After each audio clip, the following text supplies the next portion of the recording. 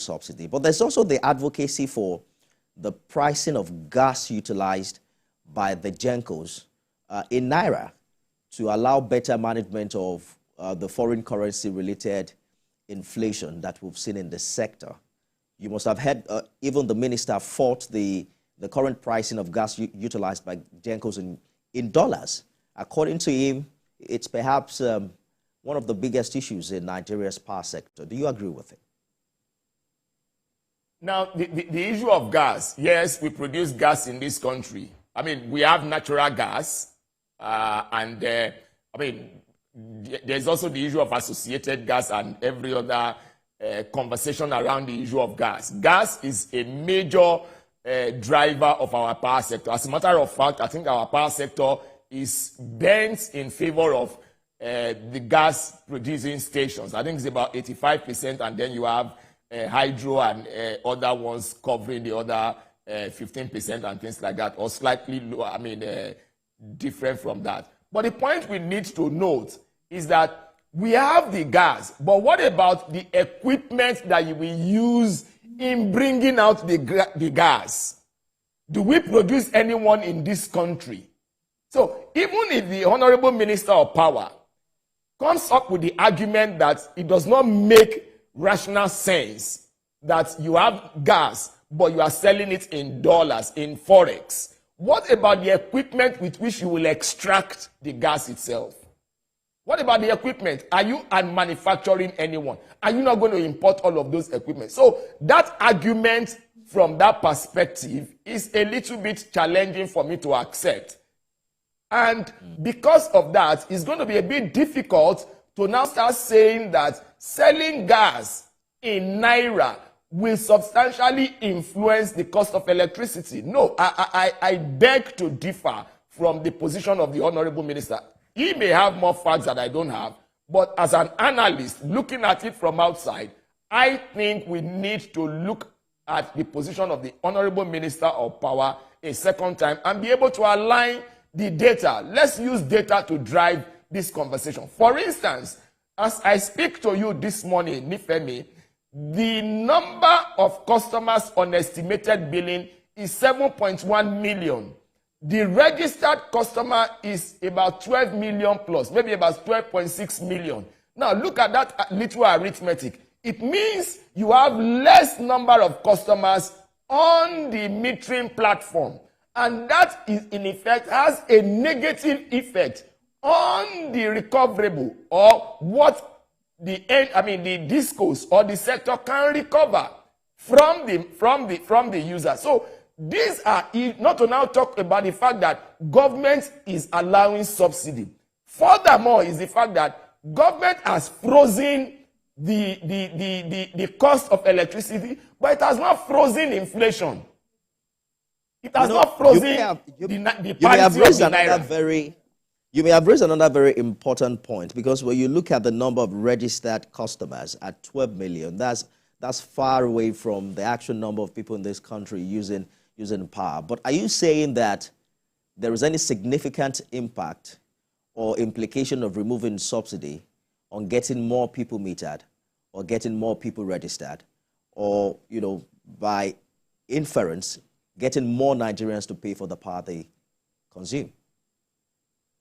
Now, I hope I got your question clearly, but this is what I want to say in response to that question, if I got it clearly. Now, 12 million registered customers are not the ones consuming electricity. That fact is clear. We cannot run away from that fact. You have more people consuming electricity than the 12 million registered customer. Exactly my point. Go to any disco, they will tell you that there are free riders. They will tell you that there are free riders, and they are doing, I hope and believe that they are doing everything on a daily basis to bring in the free riders so that they can recover more. But guess what? The more people they bring in, the more the subsidy level will increase. Because the more people you bring in, more people will be consuming power. There's no doubt about that.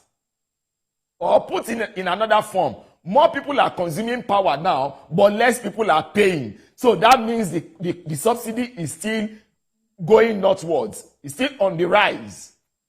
So when you solve metering problem, hopefully in the shortest possible time, and we are able to reduce subsidy substantially. Because in the first instance, let's even ask ourselves this question. Who is benefiting from this subsidy? Is it the poor or the rich? Is it the poor that is benefiting from this subsidy or the rich? The idea of the multi-year tariff order of 2022 is such that discos that are in, highly urban centers are allowed to charge tariffs near cost-reflective, tariffs. And then discos that are in areas with low-income consumers are allowed to charge lower allowed tariff. That, in a way, ensures that they get more of the subsidy. Are you saying that is not the situation as we speak? No. I'm not saying that is not the situation. But over a period, since that 2022, there has been a movement more in the direction of discos in the urban areas the subsidy favoring them. And that means it is those who are well-to-do that are benefiting from the subsidy. That's just the logic of that position that you have raised. And it is very, very clear. They consume more of the energy.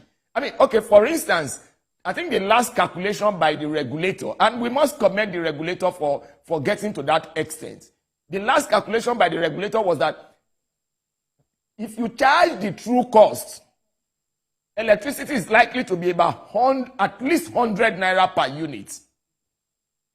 But what you are charging currently is about 50% lower than that 100 naira, slightly above 100 naira per unit. So there is a huge gap that the rich is benefiting from.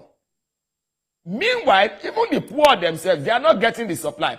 Now, the second argument is this. Even the poor that we are trying to defend, they are also saying, give us the electricity. We will buy the one that we can buy and use it. They still use I better pass my neighbor. And I know that as an experienced journalist, you are familiar with the trend in their better pass my neighbor space.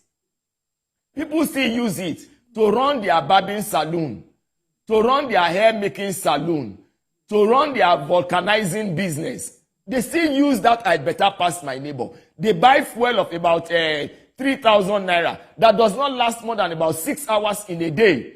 You cannot put your refrigerator on it. You cannot put your pressing iron on it. You cannot put your electric cooker on it. All of those ones are resting when you are using that I better pass my neighbor. But we are saying, and if you calculate I better pass my neighbor, it's likely to be about 200 naira per unit of electricity. We are saying, okay, move it a little bit further than where the tariff is now, so that you can recover more and be able to provide electricity for everybody. Is that too much of an argument is that too much of a request to make? For this market to survive?